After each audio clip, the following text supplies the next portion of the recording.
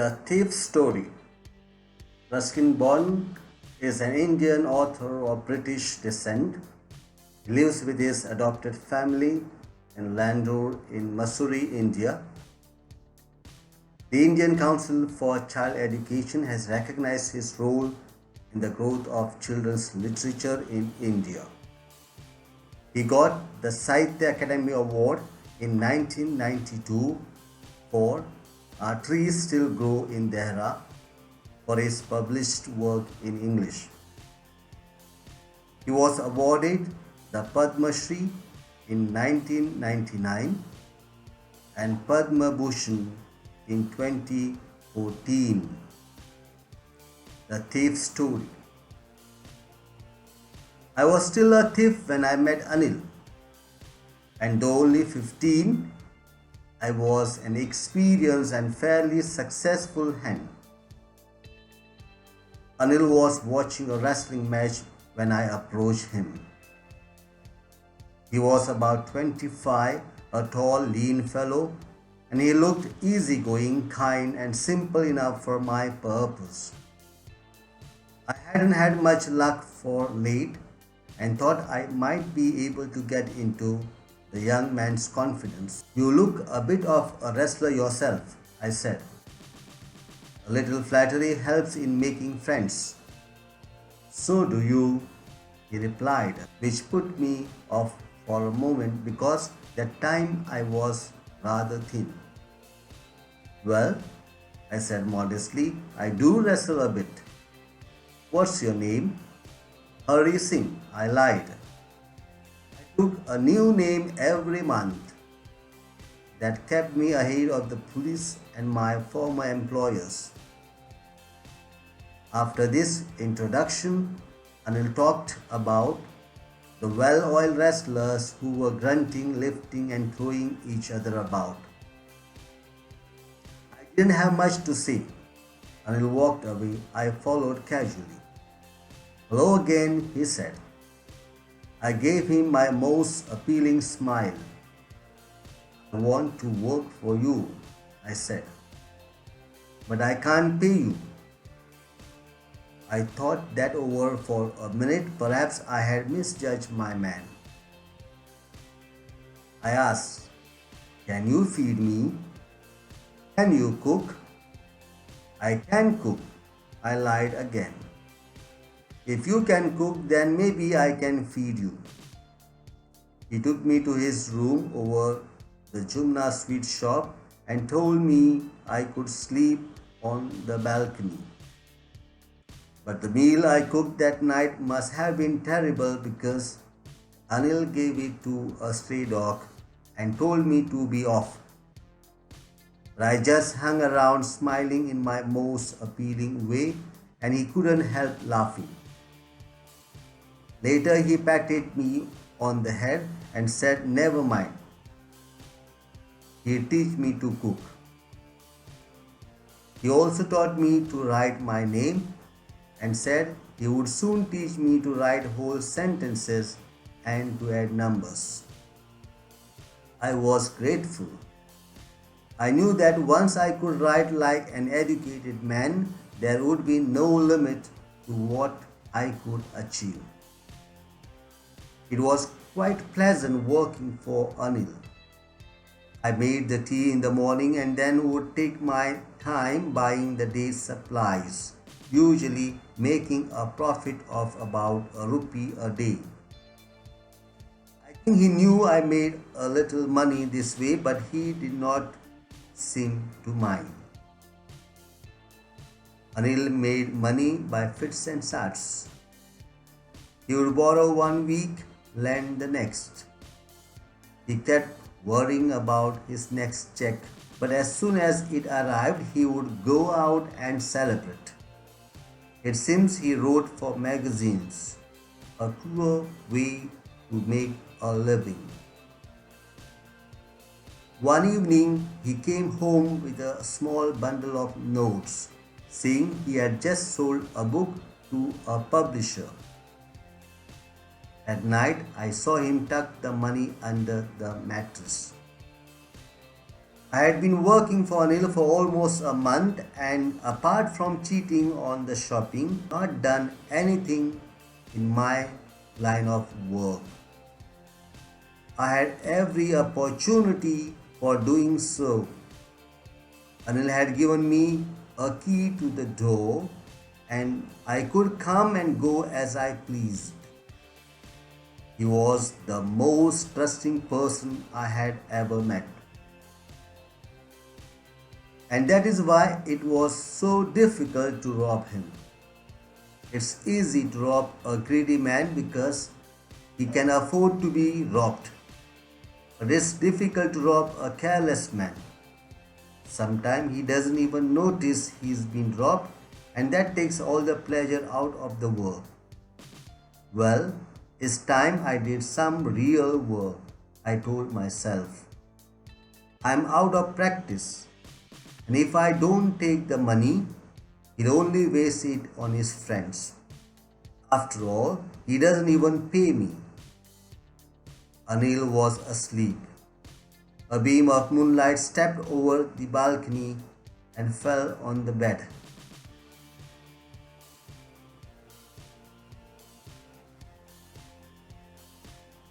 I sat up on the floor, considering the situation. If I took the money, I could catch the 10:30 express to Lucknow. Sleeping out of the blanket, I crept up to the bed. Anil was sleeping peacefully. His face was clear and unlined. Even I had more marks on my face, though mine were mostly scars. My hands slid under the mattress, searching for notes. When I found them, I drew them out without a sound. Anil sighed in his sleep and turned on his side towards me. I was startled and quickly crawled out of the room. When I was on the road, I began to run. I had the notes at my waist, held there by the string of my pajamas. I slowed down to a walk and counted the notes, 600 rupees in 50s. I could live like an oil-rich Arab for a week or two. When I reached the station, I did not stop at the ticket office. I had never bought a ticket in my life, but dashed straight to the platform. The Lucknow Express was just moving out. The train had still to pick up speed, and I should have been able to jump into one of the carriages, but I hesitated for some reason I can't explain, and I lost the chance to get away. When the train had gone, I found myself standing alone on the deserted platform. I had no idea where to spend the night. I had no friends, believing that friends were more trouble than help. And I did not want to make anyone curious by staying at one of the small hotels near the station. The only person I knew really well was the man I had robbed. Leaving the station, I walked slowly through the bazaar. In my short career as a thief, I had made a study of men's faces when they had lost their goods. The greedy man showed fear. The rich man showed anger. The poor man showed acceptance. But I knew that Anil's face, when he discovered the theft, would show only a touch of sadness, not for the loss of money, but for the loss of trust. I found myself in the Maidan and sat down on a bench. The night was chilly. It was early November, and a light drizzle added to my discomfort. Soon it was raining quite heavily. My shirt and pajamas stuck to my skin, and a cold wind blew the rain across my face. I went back to the bazaar and sat down in the shelter of the clock tower. The clock showed midnight. I felt for the notes, they were damped from the rain. Anil's money. In the morning, he would probably have given me 2 or 3 rupees to go to the cinema. But now I had it all. I couldn't cook his meals, run to the bazaar, or learn to write whole sentences anymore. I had forgotten about them in the excitement of the theft. Whole sentences I knew could one day bring me more than a few hundred rupees. It was a simple matter to steal, and sometimes just as simple to be caught. But to be a really big man, a clever and respected man, was something else. I should go back to Anil, I told myself, if only to learn to read and write. I hurried back to the room feeling very nervous, for it is much easier to steal something than to return it undetected. I opened the door quietly, then stood in the doorway in clouded moonlight. Anil was still asleep. I crept to the head of the bed. My hand came up with the notes.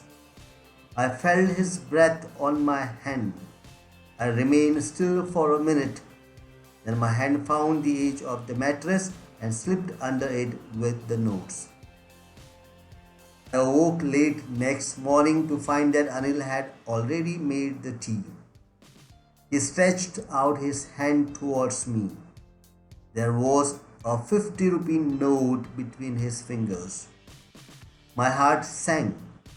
I thought I had been discovered. I made some money yesterday, he explained. Now you'll be paid regularly.